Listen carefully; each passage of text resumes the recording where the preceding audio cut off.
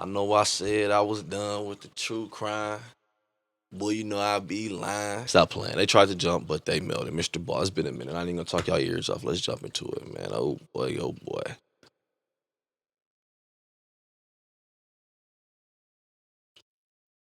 Welcome back, dog. Welcome back, dog. Today, I'm going to tell you two stories that highlight how the world around us and even our own eyes can play tricks on us. Sometimes what people see is not what's really going on at all. But once people have convinced themselves of something, it can be very hard for them to change their minds. And as you'll see today, sometimes that can lead people into deadly situations. But before we get into today's stories, if you're a fan of the strange, dark, and mysterious delivered in story format, then you've come to the right place because that's all we do, and we upload 2, 3, even 4 times a week. So if that's of interest to you, please offer to, for free, beautifully detail the like button's car. But instead of doing that, once you have their car, just bring it to a huge cliff, put the car in neutral, and push it off. Also, please subscribe to our channel and turn on all notifications so you don't miss any of our uploads. Okay, let's get into today's stories. What is the saying? It's easier to fool someone than to convince someone they've been fooled. You know, a little philosophical shit I heard while I was reading. Or smile.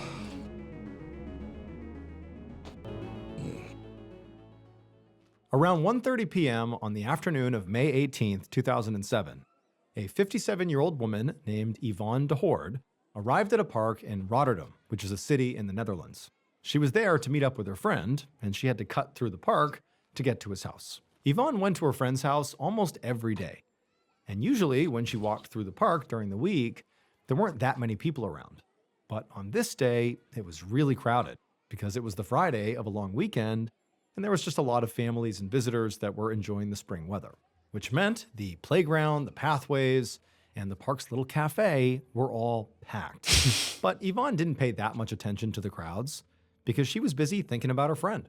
They'd known each other for years, and they had what she considered to be a very special connection that Yvonne didn't think she had with anybody else. Now, Yvonne knew that a lot of people might say her and her friend's relationship was sort of more strange than special.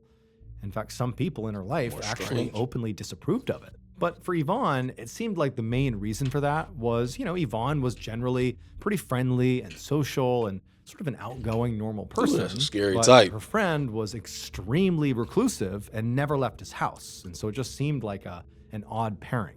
Her friend was originally from Germany, but even though he'd lived in the Netherlands now for years, he had never learned the language.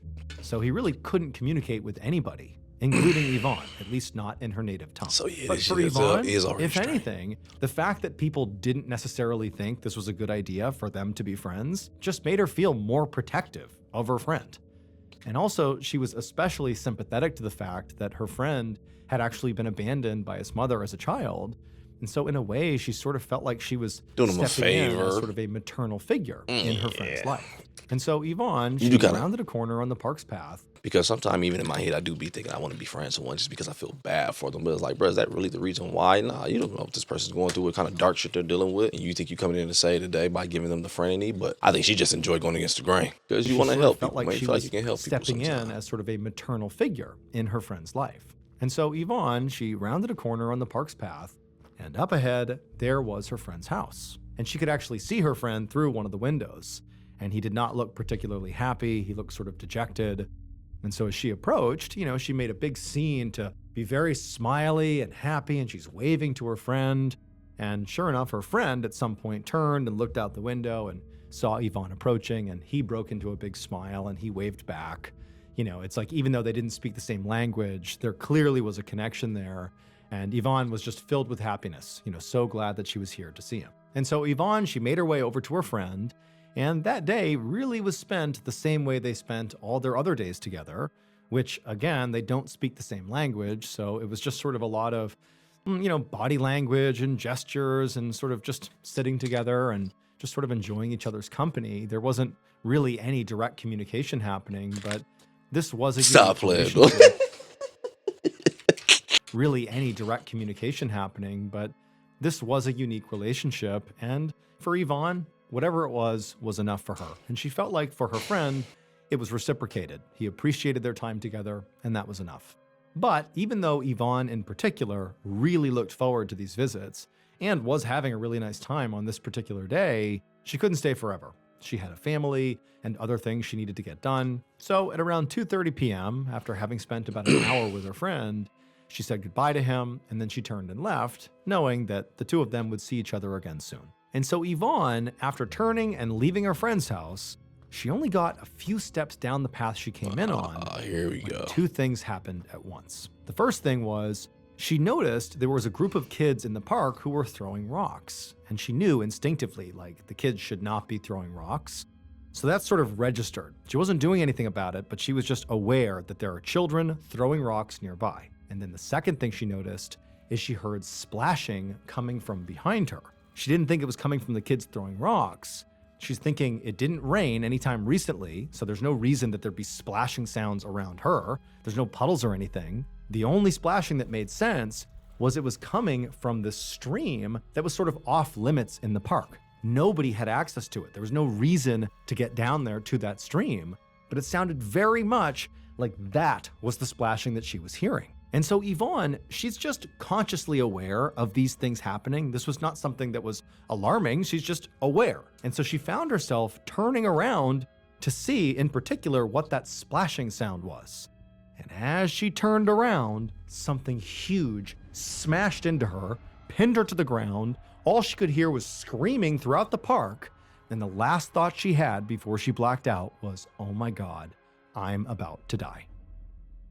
And this person does not care that people are still out and active Not at the far park. away, So yeah, a this is man about to be named some crazy fudging-ish.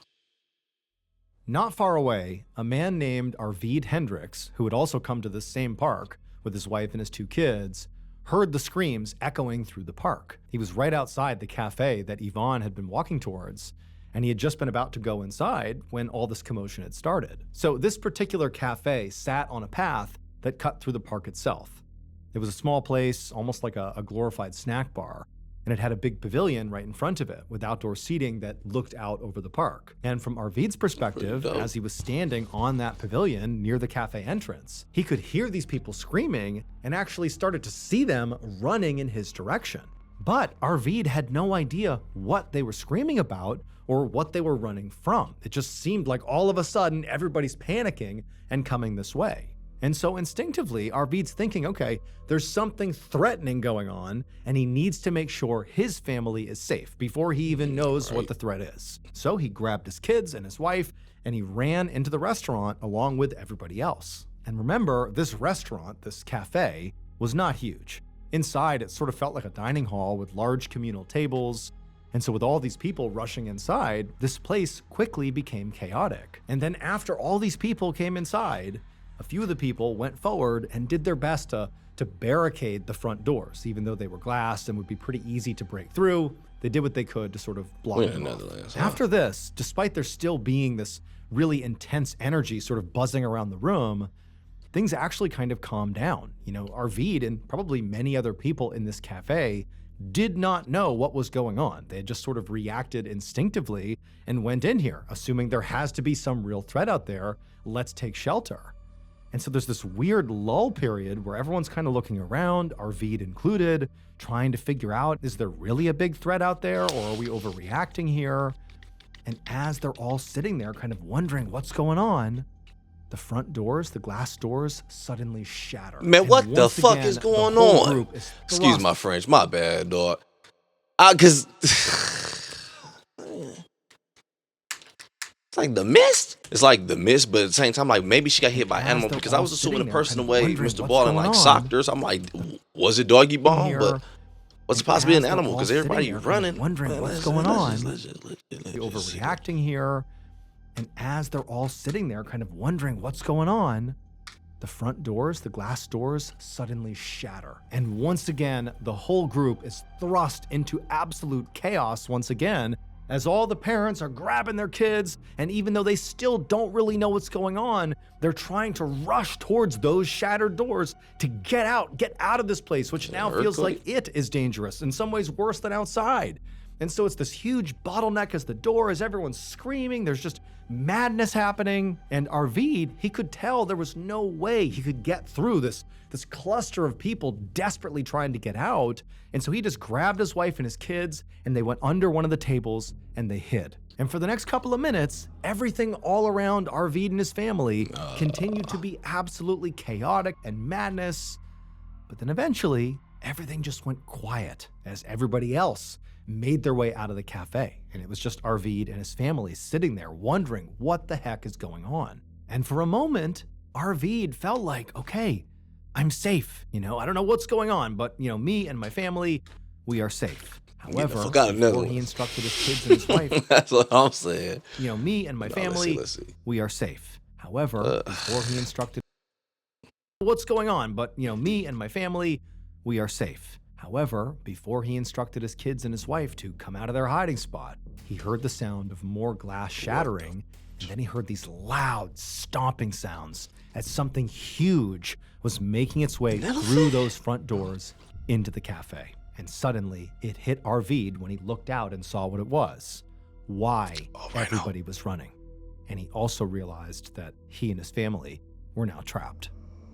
It would turn out all the people in Yvonne's life who frowned on her special friendship had been right to do so. Because although Yvonne loved her daily routine with her friend did not actually feel the same way. Every day when Yvonne went to visit, she would sit with her friend and keep him company. And Yvonne's friend would smile back at her. This was sort of the rapport they had developed, at least in Yvonne's mind. The smiling back and forth suggested they were friends. What Yvonne didn't realize is that them smiling back and forth was actually something her friend hated.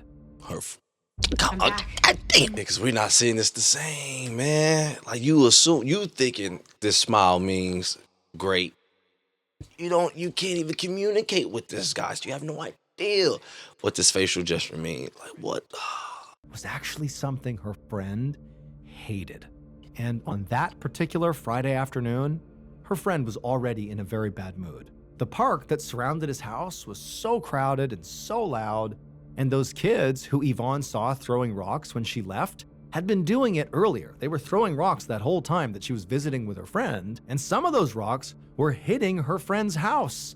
And it was making him that would so piss me off, but I wouldn't. As annoying as kids are, especially in public, it's not hard to block them out though. But she left, constantly hitting my house with rocks would piss me off. Rocks that whole time that she was visiting with her friend, and some of those rocks were hitting her friend's house, and it was making him so agitated and mad.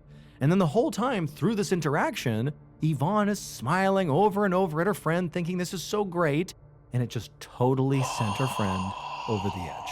And so when Yvonne finally left and walked away, the friend, should have felt relieved because now, one of the things that was really agitating him was gone. Yvonne, she was gone. But the friend knew she wasn't really leaving for good. She would just come back tomorrow like she always did with that same enraging smile on top of all the other things that were so annoying. And the friend just could not take it any longer. So he snapped. He stormed. Yeah, this is wild to think about because imagine this, you in your career right now, some kids out there just never learned the language, can't communicate, throwing rocks, hitting your house, bing, bing, bing, bing, bing. You look out the window, you see some chick just smiling at you. First, I'm gonna be thinking, yo, you a part of this shit, whatever going on. And it's pissing me off because you just in here smiling like it's funny. Tell them damn kids to stop. And they study throwing these rocks at my house. I'm not justifying whatever about to happen in this motherfucker, but what I am saying, like, pointing out at the beginning, like you pointed out, though, yeah, perspective is a bitch, dog. So, of course, you coming by doing this shit. I don't understand you, and you just keep in my ear speaking that shit, and just smiling here at my house, yo. I'm getting fed up over here, dog. Oh. Damn, because I'm like, man, why Doggy Bone can't see the good in? Like, she trying to be nice to you, man. Be cool. Because you ain't in my shoes, in my world. You not seeing stuff. I'm seeing this shit. Raging smile on top of all. I thought he's like a rhino or something. With that same enraging smile on top of all the other things that were so annoying. And the friend just could not take it any longer. So he snapped. He stormed out of his house, splashing through that off-limits stream in the park to get to Yvonne as she walked away. And just before he reached her, she turned around and saw him. This time, he smiled at Yvonne before she could smile at him. And for once, she didn't smile back. Instead, she looked terrified. And this was because Yvonne's friend was a 400-pound gorilla named Boquito. And the park he lived in was a zoo. No wonder it was a goddamn language barrier.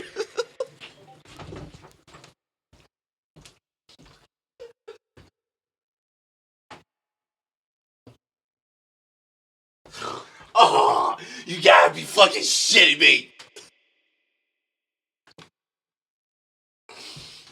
Oh, I'm waiting to see who this nigga is, and you see this big black ass gorilla. I'm like, this nigga smashing cafes.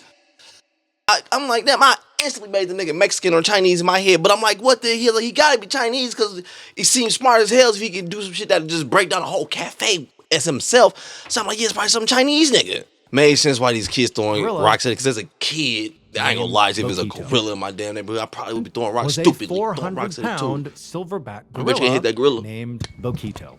And the park he lived in was a zoo. Boquito. The silverback gorilla's smiling is not a sign of friendship.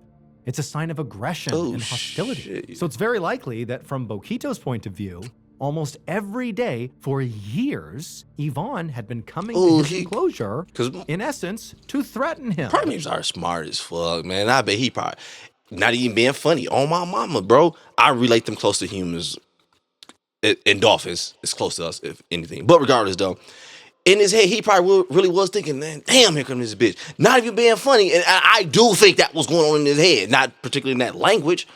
I'm so tired of this bitch. I'm like, dog, I ran on so it's water. Very likely that from Boquito's point of view, almost every day for years, Yvonne had been coming to his enclosure, in essence, to threaten him. At least that's very likely how he interpreted it. And he had been basically threatening her back whenever he smiled by showing his teeth. Shit. And he thought maybe that would get her to go away, but it never worked. She always came back and just continued. Oh, no, that's her. Oh, man, that's her. I thought it was mirroring the gorilla. Oh, this is fucking wild. And he had been basically threatening her back whenever he smiled by showing his teeth. How you get out? Maybe that would get her to go away, but it never worked. She always came back and just continued to threaten him. And so eventually, like the story goes, Look out the window every day, she right there. You probably would be mad, dog.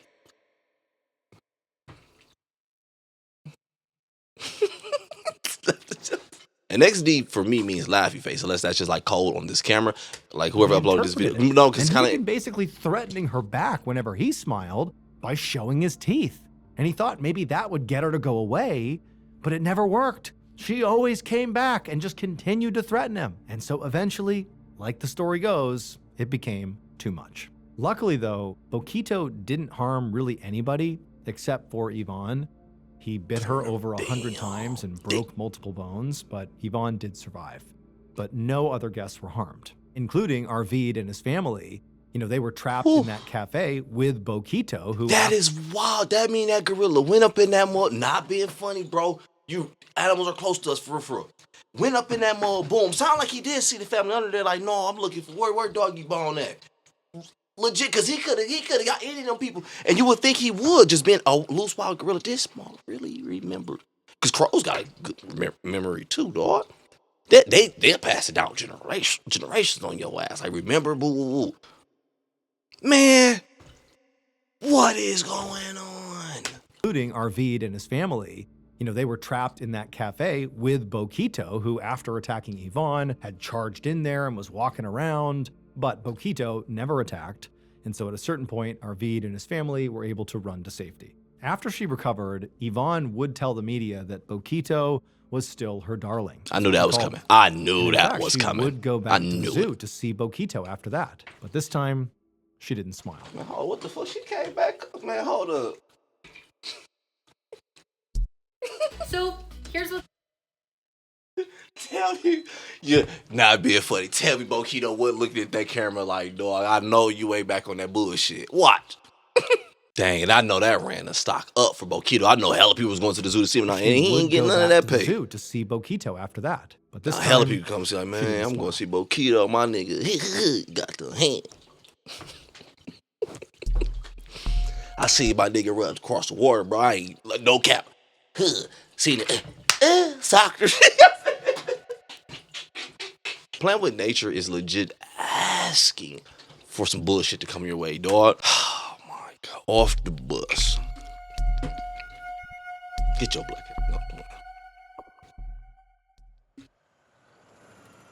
At 3 a.m. on August 11th, 1965, a 19-year-old student named Ali Dogan sat in the front seat of a passenger bus as it headed down a dark, narrow road in northwest Turkey. Ali and about 50 other passengers were on their way from the city of Ankara to Istanbul, which is the largest city in Turkey, and they were about 3 hours into a 5-hour trip. Ali had passed the time so far by speaking with the man who just happened to be sitting next to him. He was an Air Force lieutenant. The lieutenant told Ali that originally he had actually been booked to take a flight to Istanbul, but he had missed the flight, and so here he was on the bus. But he told Ali that actually he was really enjoying this bus ride. He had never been on a long bus ride before, and critically, he had scored the very front seat in the bus, so he could basically see out the front window of the bus. And so for him, that was kind of exhilarating. It is, I ain't gonna lie. He had actually switched spots with a previous passenger who had been sitting next to the lieutenant when they first boarded.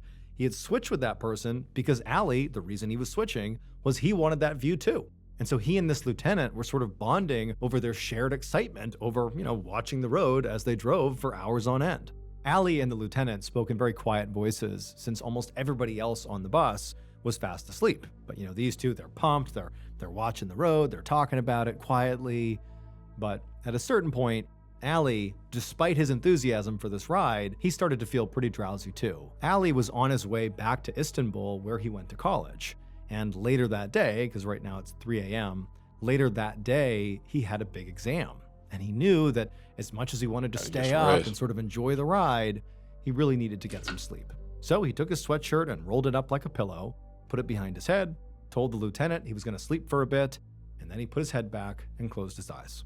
However, about 15 minutes later, when Ali was just really beginning to actually fall asleep, the bus was suddenly filled with screams, and Ali, he opened his eyes and he was looking out forward in the direction the bus was going, and he saw these bright headlights bearing down on the bus, and he knew they were about to collide with somebody on the road, and then the bus hard swerved to the right, and Ali's trying to hold on to the partition to keep himself seated, and he's getting ready to smash into this other vehicle, but right at the last second, the bus turns and slams off the road and comes crashing down in this ditch right off the side of the road, and then the bus kind of lurched to a stop because the bus driver was able to stop the crash. And for a second, Ali's looking around, everyone's so shaken up by this, and he's feeling, very relieved that they did not smash into an oncoming car. But despite feeling that relief, Ali quickly realized they had another problem.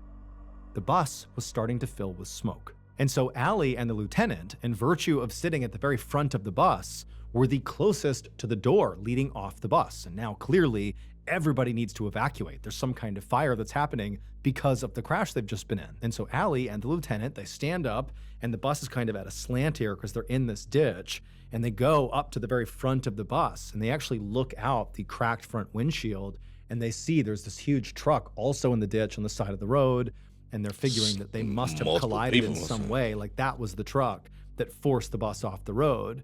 And so it's like, okay, they've gotten into this accident, there's clearly a fire, we just gotta get off this bus.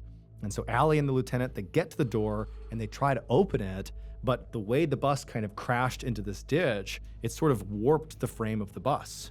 And so the lieutenant, he got down there and he began smashing on this door to try to open it up.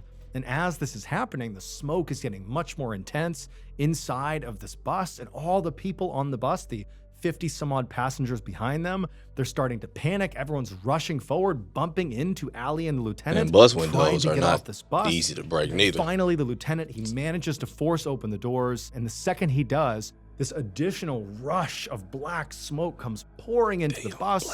It's like you can't even see anything. Everyone's choking and screaming. And the lieutenant, he just yells to Allie to go, get out, jump out. And so Allie, he's the first one off the bus. He climbs down the steps. All he sees is smoke everywhere. He really has no idea where the fire is actually coming from. And so instinctively, he just jumps out of the bus, just jumps as high and as far as he possibly can. And he actually hits the other side of the ditch. And he kind of stumbles and climbs up and gets away from the bus. And as soon as he did, he turned around and he's looking at the bus, and it's nighttime, but even still in the darkness, he just sees the bus is completely engulfed in all this smoke. He can't quite tell where the fire is. He's thinking, the engine must have caught fire and it's spreading across the undercarriage of the bus, but it's getting so bad. And he's hearing all the people on board desperately trying to get off out that door the lieutenant had forced open. But there's some kind of bottleneck. They're not getting out. It's like they're stampeding towards the front of the bus. People are screaming. It's chaos. And then Allie hears some of the windows being pushed open. People start jumping out the windows. I mean, they are desperate to get off this bus. And at first, what Allie hears are screams of what sounds like desperate and scared people just trying to evacuate. But quickly, those screams, when the folks started coming out of the bus, turned to pure agony. What the fudge? But as Allie is listening to this and watching this disaster unfold, he's thinking, okay, well, the reason they're screaming is because it's possible they could be catching on fire here, or maybe, they're jumping off and breaking bones or getting hurt from leaping out the window, and that's all terrible. But people are getting out of this bus, and before long, that's how I'm they're looking gonna at come it, up but and over that side of the ditch, and they're going to join me. Like, these people, they're coming out of the bus. I'm seeing it happen. But all that happened is the screams of agony got louder and louder, and nobody came over that ditch. It was Allie all alone, and he had no idea why. All he sees is smoke, and all he hears is screams. Jump. And then at some point, authorities show up, and they clearly are right into the fray, trying to extinguish whatever fire is going on and trying to get people out and away from the bus. But despite this huge effort that Allie's watching happen right in front of him, granted it's obscured by the smoke, still nobody, including the lieutenant, came over the ditch to come be with Allie. He was all alone. But eventually, Allie noticed a few of the authorities that had shown up to assist in this emergency were walking away from the smoke in the bus, carrying what appeared to be bodies. But as Allie stared at these people carrying these bodies, he realized they weren't whole bodies. They were body parts. What the hell was going on? What the hell was going on? Because even if it was a fire, most smoke, of Allie's and the rest of the passengers' assumptions about exactly what happened in that crash were correct. The bus they were riding in did swerve after seeing the headlights of an oncoming vehicle. Like dude had some type that of big knife truck they thing. saw on the side of the road when Allie and the lieutenant first got to the front of the bus and looked out. That was the truck they hit. Now, it was not a head-on collision. It was sort of a glancing blow as the bus swerved to avoid a head-on collision. But that crash sent the bus off the road into the ditch, and it was that crash into the ditch that ultimately prompted all that smoke. But they were all wrong about what was causing that smoke. There was no fire. The truck that the bus narrowly avoided the head-on collision with, but did ultimately strike, causing both the bus to crash and the truck to crash, that truck was a shipping truck, and it was transporting a huge amount of freight to Istanbul, and the collision burst the truck's shipping containers, and so the contents of those containers, the freight itself, poured out into that ditch. And that ditch that basically the bus had landed inside of, that Allie had sort of jumped over on his way to get out of the bus, and that others were sort of falling into when they were coming out of the bus to avoid this, fire, or so they thought. It already had some water in it when that freight entered into the ditch. So the freight and the water combined. And that combination caused a chemical reaction, and that chemical reaction caused the smoke.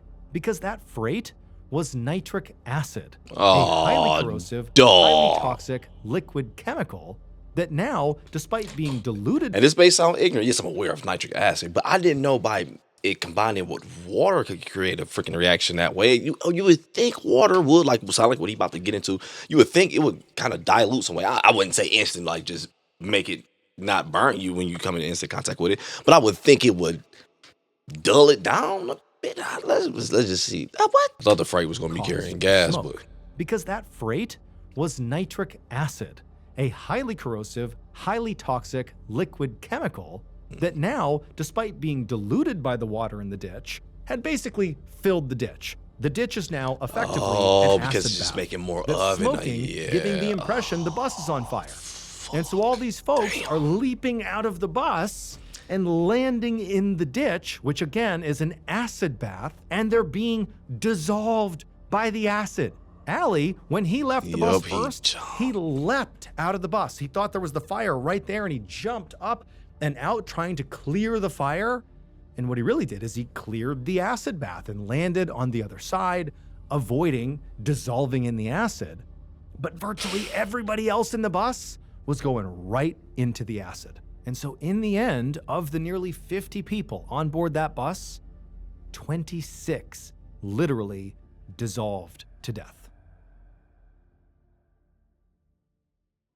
Thank you so much for watching today's episode. Let me know what you thought of it in the comments below. And remember, we have a whole playlist of Places You Can't Go episodes ready for you to binge right now.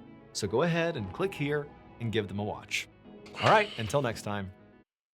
I so bad wanted him to like scream, "Hey, y'all just jump!" But man, in the heat of the moment, it's not gonna click that simple, that easy, whatever. Because he's still panicking in panic mode. They're panicking. They think it's on fire, which makes totally damn sense.